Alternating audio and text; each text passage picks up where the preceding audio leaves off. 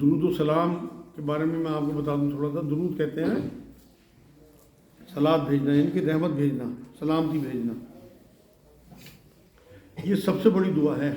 اگر اس سے کوئی بڑی دعا ہوتی تو اللہ رب العزت اپنے نبی کے لیے اسی کو لاتا.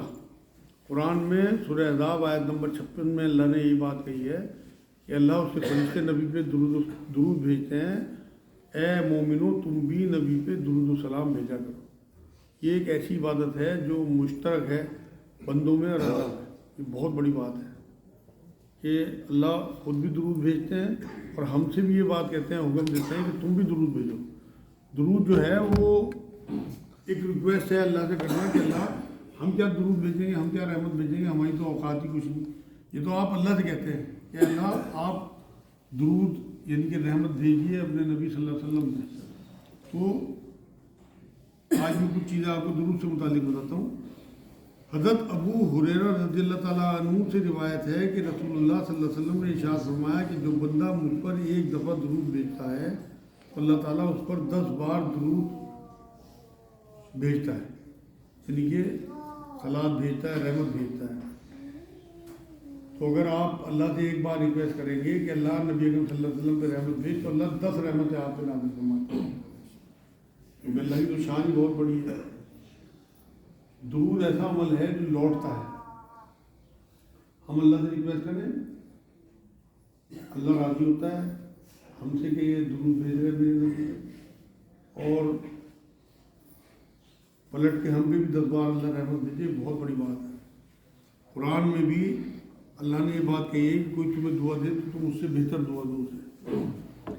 تو آپ کو نماز میں حصہ بنا دیا کہ درود شریف. آپ سلام بھی بھیجتے ہو تیات میں نبی اکرم صلی اللہ علیہ وسلم پہ، السلام علیکم ایھا النبی، سبھی پڑھتے ہیں تیات میں. اس کے بعد پھر آپ کو تیات کے بعد درود پڑھنے کا حکم ہے. جو قرآن کی یہ آیت ہے کہ سلام کا مطلب، دعا کا مطلب بہتر دو اس سے، تو آپ نبی اکرم صلی اللہ علیہ وسلم کو دعا دیں تو سب سے پہلے تو قرآن نبی پہ ہی اترا، تو نبی تو اس بات کے پابند ہو گئے کہ وہ آپ کو اس سے بہتر دعا دیں. اور جسے نبی کی ایک بار دعا لگ گئی کیا وہ دوزخ میں جا سکتا ہے؟ یہ سب سے شارٹ کٹ ہے میرے نزدیک. میرے استاد یہ بات کہتے ہیں رضوان اللہ صاحب کہ اس سے بڑا شارٹ کٹ نہیں ہے کوئی جنت میں جانے کا لوگوں کے لیے کہ ہم درود زیادہ سے زیادہ بھیجیں جس سے کہ اللہ ہم پہ رحمتیں بھیجیں. تو یہ جو ہے بخشش کے لیے شارٹ کٹ ہے. درود بھیجنے کا حکم جو ہے وہ اللہ رب العزت نے دیا، پڑھنے کا حکم نہیں دیا، درود بھیجنے کا. بھیجی کیا چیز جاتی ہے؟ تحفہ. تو یہ ایک تحفہ ہے جو آپ نبی اکرم صلی اللہ علیہ وسلم کو بھیج رہے ہیں. یہ بہت بڑا تحفہ ہے اور نبی بھی راضی ہوتے ہیں. خود نبی نے بات فرمائی کہ درود جو ہے پوری کائنات میں فرشتے پھرتے رہتے ہیں، جو کہیں جہاں درود پڑتا ہے وہ پھر لا کے میرے اوپر پیش کرتے ہیں. اور ایک روایت میں تو یہ ہے کہ ہر جمعرات کو نام کے ساتھ درود پڑھنے والے کے نام اور اس کے والدین کا نام لے کے درود جو ہے وہ نبی اکرم صلی اللہ علیہ وسلم پہ پیش کیا جاتا ہے کہ فلاں شخص نے، فلاں ابن فلاں نے درود آپ کے اوپر بھیجا. تو آپ دیکھیں کہ آپ کا درود جو ہے وہ نبی اکرم صلی اللہ علیہ وسلم کے دفتر میں آپ کا بھی نام اور آپ کے والدین کا نام بھی لکھا جا رہا ہے. یہ بہت بڑا عمل ہے. یہ صحیح مسلم کی حدیث تھی جو میں نے آپ کو بتائی. حضرت عبداللہ بن مسعود رضی اللہ تعالیٰ عنہ سے روایت ہے کہ رسول اللہ صلی اللہ علیہ وسلم نے فرمایا کہ قیامت کے دن مجھ سے قریب ترین اور مجھ پر زیادہ حق رکھنے والا میرا وہ امتی ہوگا جو مجھ پر زیادہ درود بھیجنے والا ہوگا. جامع ترمذی کی حدیث پاک ہے.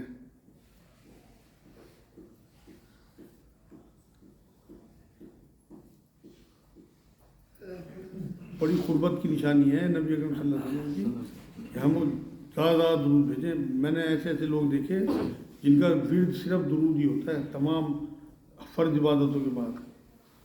اور یہ ایک حدیث سے بھی ثابت ہے کہ نبی سے جب کسی نے پوچھا کہ میں اپنی جو اذکار ہیں ان کا 25% درود پڑھتا ہوں تو انہوں نے اچھا ہے لیکن اور بڑھا دیں تو اچھا ہے.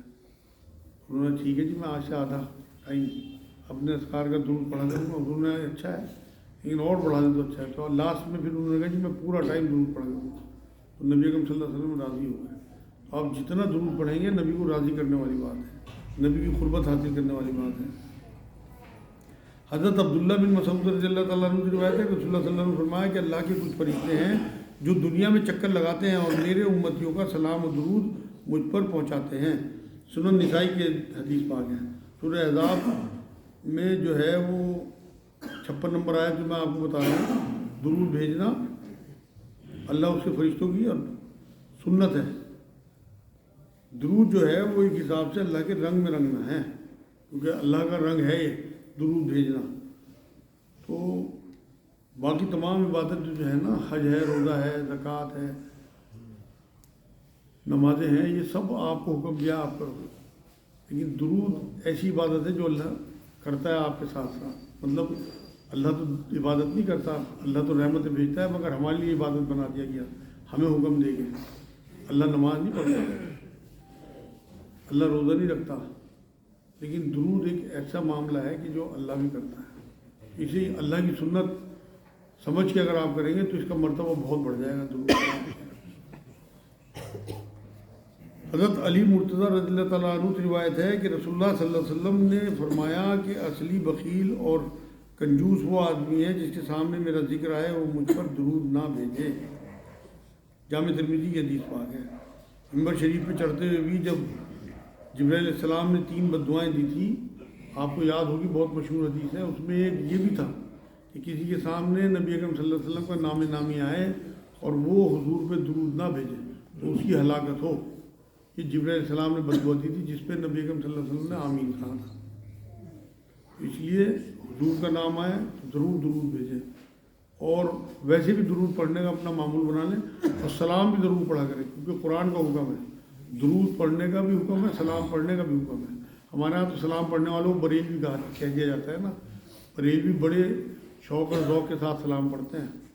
میں کہتا ہوں آپ یا رسول اللہ نہ کہو، وہ تو یہ کہتے ہیں نا الصلاۃ والسلام علیک یا رسول اللہ، آپ یا رسول اللہ نہ کہو، یا نہ لگاؤ، آپ کے عقیدے کے خلاف ہے۔ آپ صرف الصلاۃ والسلام علیک رسول اللہ کہہ دو۔ سب سے بڑھیا سلام تو وہ ہے جو آپ التحیات میں پڑھتے ہو، جو نبی نے خود بتایا، السلام علیکہ ہی والنبی، آپ یہی پڑھیں۔ میں جو 5-4 منٹ یہاں بیٹھتا ہوں نا، آپ سنتیں پڑھتے ہو، تو یہ ہمارے بہت سارے ساتھی یہی سلام پڑھتے ہیں۔